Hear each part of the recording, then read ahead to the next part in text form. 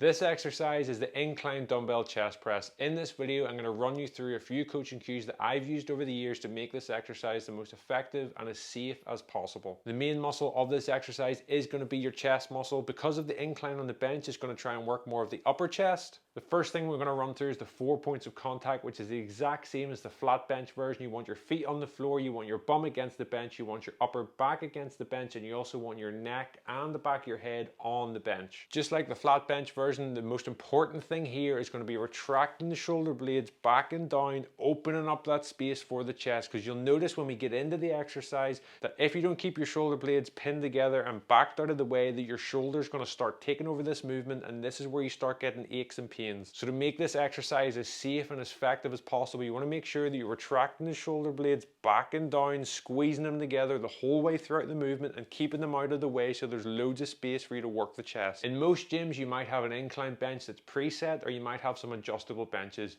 If you're using an adjustable bench, there's no special angle to put the bench at. The steeper the incline is on the bench, the more you're going to start working the front parts of your shoulders. If that's something you're wanting to target, then go for a very steep incline. But if you're wanting to target the upper chest and more of the pec rather than the shoulders, the farther down you go, the more chest muscles that you're going to target. So somewhere in the middle is usually the sweet spot to hit the upper chest for this exercise. Once you've got your bench set up and ready to go, the next thing we're going to do is we're going to retract our shoulder blades back and down. Now, when we retract them and fall onto the bench, we want to try and maintain that. So don't be aggressively throwing yourself down, or else it's going to go slack and your shoulders are going to roll forward again. So from here, we're going to bring them up towards our ears, slot them back and down. Don't go too far because they'll just slide and roll forward. We're going to bring the shoulders up, retract them back and down, squeezing them together nice and tight, bringing the chest right through at the top. From this position, we're going to slowly lie back, bring the dumbbells up into our line of sight. From this position here, we want to make sure that our arms aren't out like this. So we want to bring the dumbbells in close to our chest, and we want to create this 45 degrees angle. This is going to help open up our chest and protect our shoulders during the movement. From this position here, we're going to slowly lower the dumbbells down, keeping the chest pushed through just to the outside of our chest. You'll notice that they just fall in front of the line of where your nipple sits on your chest. This is where you want the dumbbells to come down to. From this position, we're going to drive our feet into the ground.